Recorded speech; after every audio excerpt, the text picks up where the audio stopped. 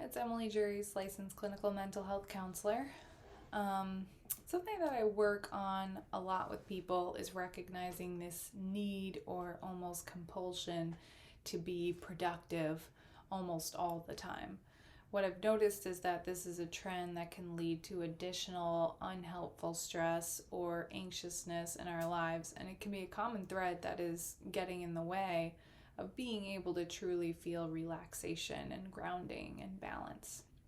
So, this episode is for those of you that typically have a hard time relaxing, sitting still, or taking time for yourself.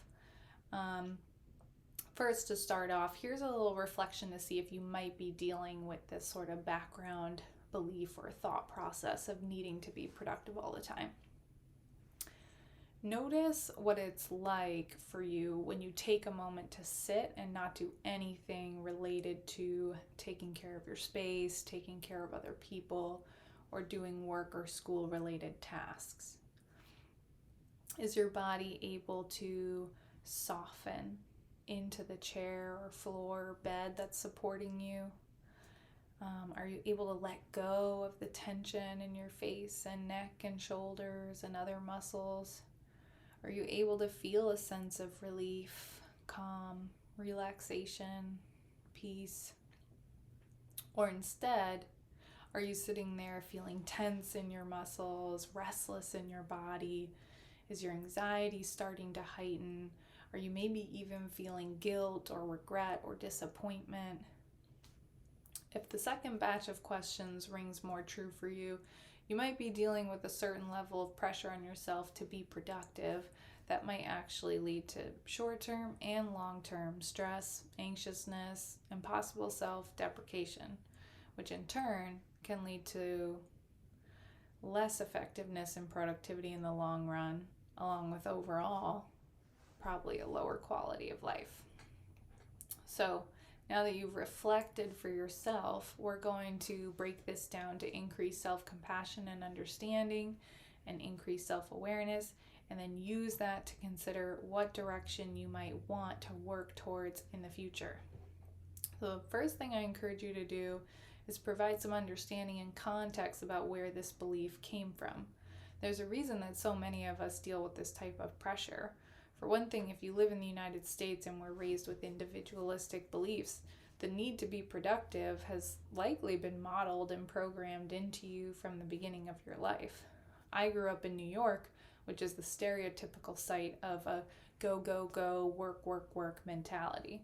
So I've seen a lot of examples of people being encouraged to live this way and thus might actually aspire towards that lifestyle.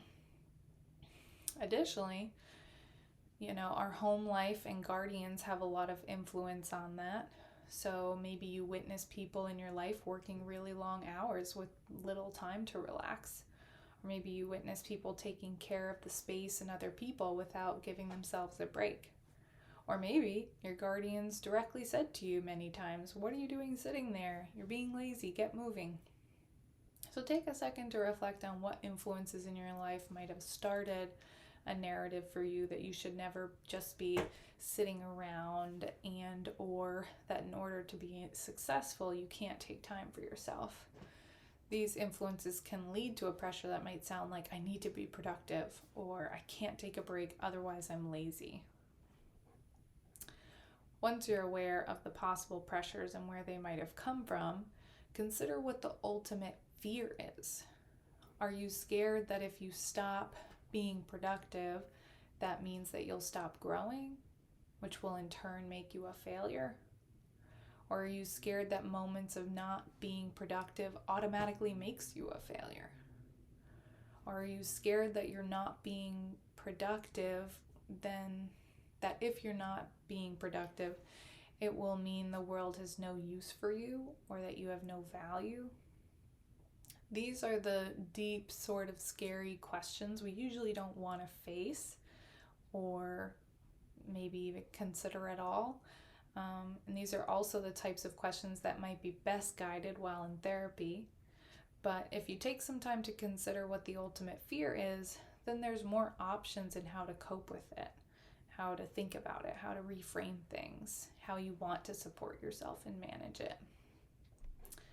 So I'm going to be assisting you in coping with this through a reframing technique, but you could also challenge yourself to sort through some of those fears on your own. Is it actually true that you will stop growing the moment you aren't being productive? What does growing look like to you? And is that an image of growing that's working well for you? Is your definition of growing too narrow and not including other information? Is it actually true that you aren't contributing to our world if you take some time for yourself?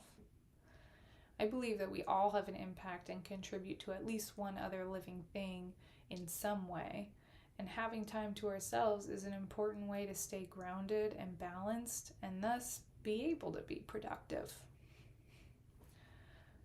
Okay, so now I want to create a little buy-in for taking time to either slow down, pause, or find some joy or relaxation. For a lot of people that deal with this kind of pressure, you already want to have that pause and relaxation. It just can be uncomfortable getting there. But some people might actually not really have much desire to slow down or see much use in that. And I know that these moments can sometimes be really hard to find too. So usually there are already moments in your day where you can and do try to pause, but you quickly bail on it because of increased anxiety from the pressure to be productive. But I do want to emphasize that there is value in pausing, taking time for relaxation or peace or joy or pleasure, and even sitting with anxiousness or discomfort at first to get to that place of relaxation. There's still a lot of value in that. Life is about balance, and if you want to continue towards goals like finding success, whatever that means to you, or living a quality life, whatever that means to you, balancing time to be productive and time to care for yourself is crucial regardless of those definitions of success and quality of life. I'm not saying that a 50-50 balance is required, and that's very unrealistic for most of us.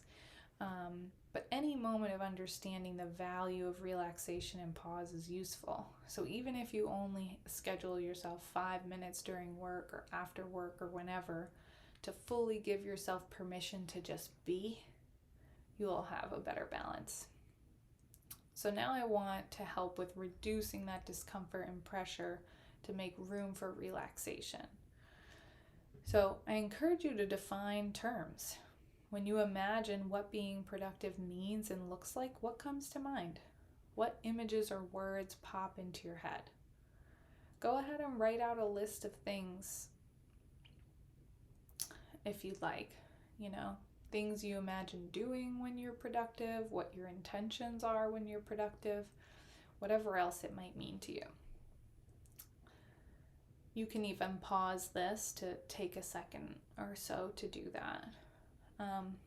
Typically what I find is that in the definition of being productive, it usually includes accomplishing parts of your day, like taking care of your space, taking care of others, or working for a job or for school. Typically, I don't hear much about like self-care items, like doing things for enjoyment, pleasure, relaxation. And so for the next steps, there's kind of a choose your own adventure here. So I'm going to walk through more than one reframing approach, and you can choose which one kind of resonates more for you. So for the first adventure, you can keep that definition that you have of what being productive means and looks like to you. So you can leave that the same, but try to reframe your beliefs and intentions around how often you truly want to be productive. So this approach kind of challenges that belief that like sitting around is lazy, and the thoughts that you have to be productive all the time to be good enough or successful. You can reframe this mindset to include the value of time to yourself and consider the idea that you don't have to be productive all the time. You can take time to yourself and still be successful. So you can have your time to be productive, and you can have your time to relax and unwind and take time for you. In the second adventure, you can actually just make adjustments to your definition of being productive to help create more flexibility in your priorities. So in this adventure, we can redefine what it means to be productive so that when those feelings come up, you can recognize that you're still in fact being productive. So what I mean by that is, as an example, I define being productive as doing something that can help me get closer to my intentions and goals.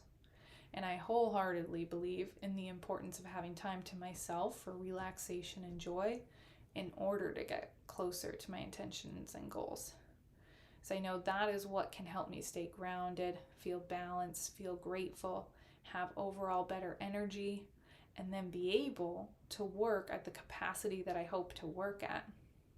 So while I'm relaxing or taking time for myself, I view it as productive because I know that this is helping towards my overall intentions to live a balanced quality life and my goals to be able to continue to work.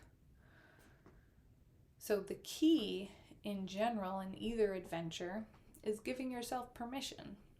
So with the first adventure, you can give yourself permission by recognizing that balance is imperative in order to be productive.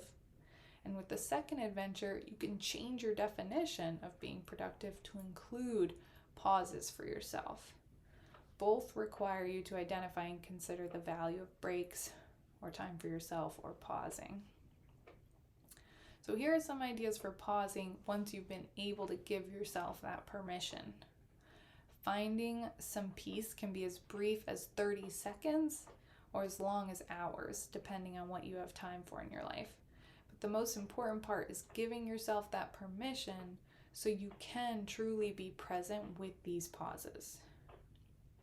So some things you might do are, a few moments of deep breathing, which I do have a quick Tip Tuesday video on deep breathing techniques that you can check out. Snuggling with pets, massaging your own neck, hands, or feet, meditation, reading a fun book, journaling, drinking water, drinking tea or coffee, sitting or laying outdoors, working on a puzzle, crocheting or knitting or crafting, drawing or painting, listening to music, maybe playing solitaire but with real cards instead of on your phone. Anything that helps you relax. But the key is the permission to relax, then doing something that helps you feel relaxed.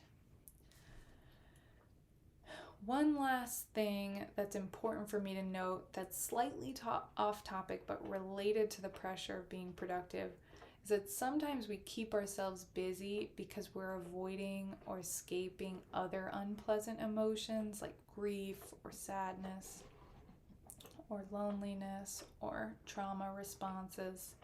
So another question you might ask yourself is, what am I avoiding? More often than not, it's better in the long term to try and face the discomfort we're trying to avoid so we can support ourselves and be able to move forward.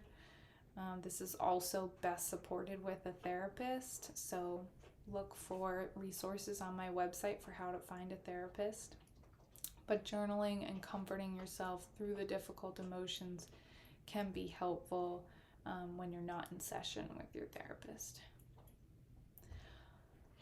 All right. And this slide here just kind of gives you a summary of the cognitive and behavioral tools that I've mentioned in today's episode. So feel free to pause and look that over, write them down, or take a screenshot if that's helpful for you. And otherwise, that's all for this episode. I hope you find it helpful, and I hope you have a great rest of your day. Bye.